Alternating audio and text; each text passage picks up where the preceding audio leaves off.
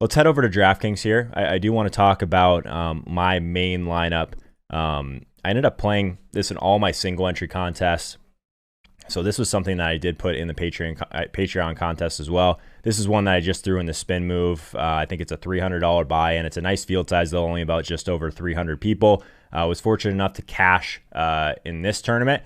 This is the one that kind of ended up bringing me back from the dead a little bit. So we'll go through it. I talked about this on Sunday morning. Obviously, if anyone's watching this for the first time, I go live each and every Monday and Wednesday at 3 p.m. Eastern time, but also on Sunday mornings at 9 a.m. So be sure and join us for that. The Sunday morning show, we talked a little bit about the Joe Burrow stacks just because of the amount of leverage that you would get off of someone like Gio Bernard, but also just a really cheap stack in a good game environment. Joe Burrow, obviously someone that can give us rushing ability as well. So Joe Burrow at 5,500, I loved the play. It didn't feel like you had to save the salary in all your teams, but it did help in some ways if you wanted to go with a build like this. So I went Joe Burrow just to Tyler Boyd. I tried to figure out a way to get in T. Higgins. We'll talk about my wide receiver choices in a second, but just a little skinny stack with Boyd, who I liked quite a bit. Gets over 100 yards, gets in the box. So was pretty happy with that. Obviously, 30 points from Boyd at 5,400 was really solid. 3 passing touchdowns for Joe Burrow at just 9.5%. Like I said, he'll give us a little bit of rushing ability, 34 yards on the ground, which was solid. Did give us a rushing touchdown as well. So just a smash for Joe Burrow, who was pretty clearly the top guy at the bottom end if you were going to pay down at quarterback last week. So I think that Joe Burrow on this team made a lot of sense because of what I was trying to do, right? So I was going to try and get in all of the expensive wide receivers in the Sunday night hammer. But if you were going to play Wilson, if you were going to play Kyler, it limited what you could do at running back. So I basically ended up with a little bit of a mini game stack here with DK Metcalf, Tyler Lockett, and DeAndre Hopkins. So all the expensive options outside of the quarterbacks in that Sunday night hammer. Obviously, it's made a lot easier by some of the value that opened up, like Jamal Williams, 66.5% owned in this tournament, the spin move. So massively owned across the industry. He gets in the box. We got, I don't know if we really got bailed out. It was nice that he did get a touchdown there, though, because he did get stopped at the 1 at one point. So I was a little bit nervous. 4 catches. He's someone that has had a role in the passing game even before Aaron Jones is out. This play for me, though, guys, at 4K, so much different than a guy. If he would have been like 5,300, we would have had to think about it a little bit more. Like the touch volume he was going to see in this matchup against Houston. Like I ended up playing Jamal Williams on every single one of my teams last week. And I think that that's still decent process at a guy at like 4K. For him to truly have failed would have been tough to do in this spot, in my opinion. So I did end up going with Njoku on the other side of that Boyd and Burrow stack. Forgot to mention that. Anytime you can take care of tight end with a cheaper option, I do think it's a reasonable way to go. Again, got a little bit bailed out with a touchdown here. It wasn't a ton of volume. I figured the Njoku play was a little bit thin. Obviously, the other tight end ends up getting in the box as well for Cleveland. I wasn't really on that. I know some sharp people were. Was tough to get a nice little 4.3 from DK Metcalf, but you can't truly complain because if you play both these guys, you're hoping to get the combination of these 56 points or whatever. So if you just split this in half, 30 points for each of those guys for Seattle, brought me all the way back. So can't complain about that. Everyone wants to talk about Derrick Henry in the chat this morning. I rarely play Derrick Henry. You guys know this, but he is being used a little bit more in the passing game. This is when I want to play Derrick Henry, guys. 1.4% ownership against Pittsburgh. Everyone's just going to see that DVOA matchup, how they're the best team in the league against the run. They did have some injuries. He's still, like, guys, the amount of volume this guy is seeing on the ground as well. I think he had like 23 carries again. I'm going to check that right now. I guess I can just click on it. I think it should show me. I don't know how quickly it updates. Last game, 20 attempts, 2 targets, 75 yards on the ground. So just 22 touches in this one. Could have been a little bit better there, but I still think that he is a guy that at 1%, we know the ceiling there. We know that he can speed up the entire game, all of those things. So my big decision, and we talked about this in the Discord right before lock. I've been doing a 15-minute stream directly before kickoff. That's not on YouTube. It's only available to the Patreons, which we'll get to in a second. But the big decision was, do we go with the Washington defense? Let's see if we can find one quickly. I'm sure it won't be hard. 44.3% owned. In an amazing spot against Dallas with all these offensive line issues. Obviously, Andy Dalton, and then Andy Dalton gets hit out of the game. Washington football team is a team that pressures a ton. We talked about Washington all week. Like, I think it was the first look that we talked about Washington being the top defense play. A lot of people agreed. But I hate playing chalk defenses, especially in some of these smaller field tournaments, because it's so easy to leverage. So a team like the Titans, obviously at home against this Pittsburgh team that we know Ben will make mistakes. He threw 3 picks in this game.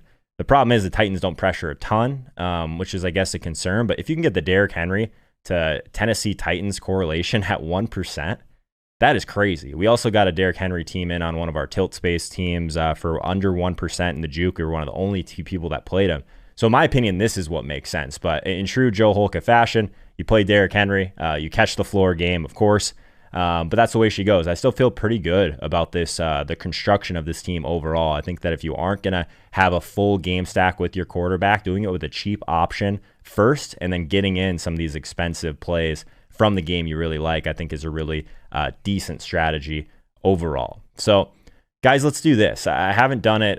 We talked about it last week a little bit, but the big thing, I guess the big news last week is that we do have a Patreon now. So for the first time, we're going to be doing Patreon. One of those things that was nice about Twitch is that we had a Discord server that linked up to Twitch, so we could kind of get the people in there that truly want to learn, that truly want to get better.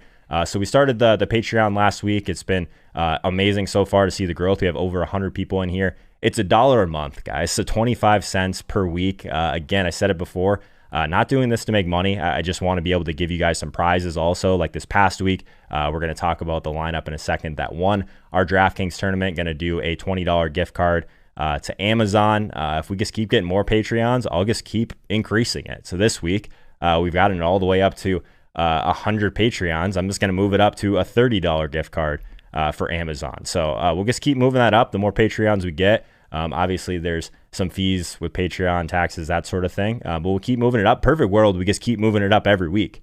Outside of the DraftKings tournament, the link is dropped in the Discord. You get access to all the conversation that's going on in there. DFS, betting, everything, fantasy football is going on in the Discord. Also, we have our exclusive 15 to 30 minute, depending on where my lineup are at, I guess, on Sunday morning. A live stream that is not on YouTube. It's directly before kickoff. So it was kind of cool to do that. Had a bunch of people in there kind of asking me some last minute questions, going through some roster construction stuff. Truly my last real, I guess, touch on the slate. Only available to the Patreons. We have some red zone stuff going on in there.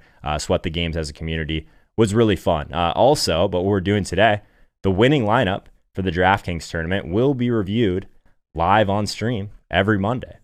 That's right now, guys. So we might as well, let's just get right into it. The winning lineup for week 7, Matt Gray, 4,890, 256. This is a hell of a score, man. Congrats. Let's walk through what he did here. So Kyler Murray to Christian Kirk, brings it back with, of course, Tyler Lockett.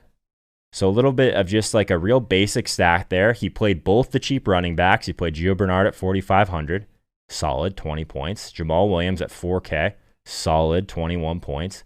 So what that allowed him to do was get up to a guy. This was like the nut combo. Wow, this is a great team, Matt.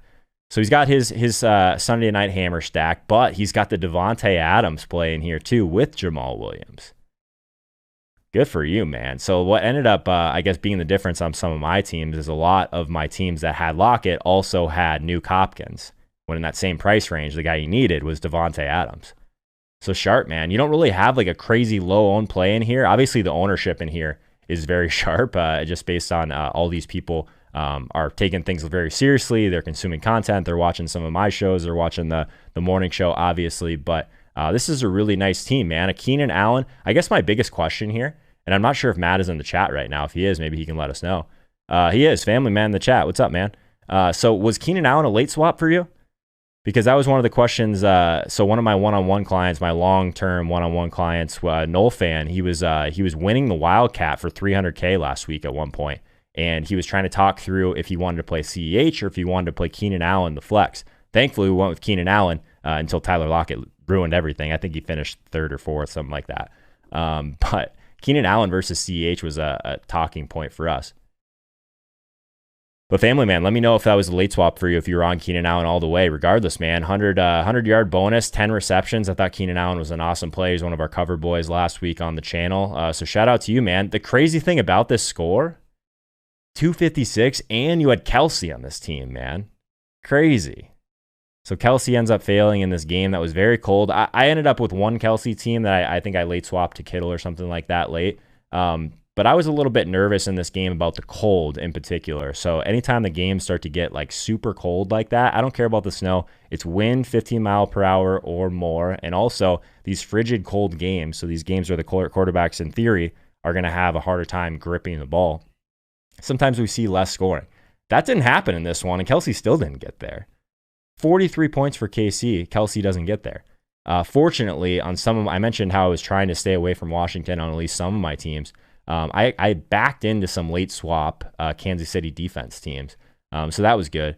But, dude, this is a great team, man. Congrats. You're the first ever Holkamaniacs DraftKings FanDuel contest winner. DraftKings FanDuel contest winner. Should we do a FanDuel one too? DraftKings contest winner, man. Yeah, so hit me up on Discord. We'll make sure you get your Amazon gift card again this next coming week for week 8. We're going to bump that up from 20 to 30. If we get more Patreons, we'll keep bumping it up next week. We'll keep bumping it up. Best case scenario, it'll just be a nice free roll for the guys that want to jump in here for the Patreon. Again, $1 a month, 25 cents a week. Hopefully that's not too much to ask. One thing that was cool, before we get away from this, I did finish in 5th, by the way, of our tournament. Shout out to me. But the ownership here, so we talked about Derrick Henry in the $300 spin move being 1%. In our tournament, he was like 14%. So sorry if I got more people on Derrick Henry last week than this should have been. But it was a fun week. Shout out to some other people in the top 5. Dougie Fresh, C. Proctor, DB Cornett, bunch of familiar faces in here. So make sure you get into the contest. The Discord is a lot of fun already. It was kind of fun even just sweating the games with you guys, talking through some late swap stuff, talking through red zone, that sort of thing.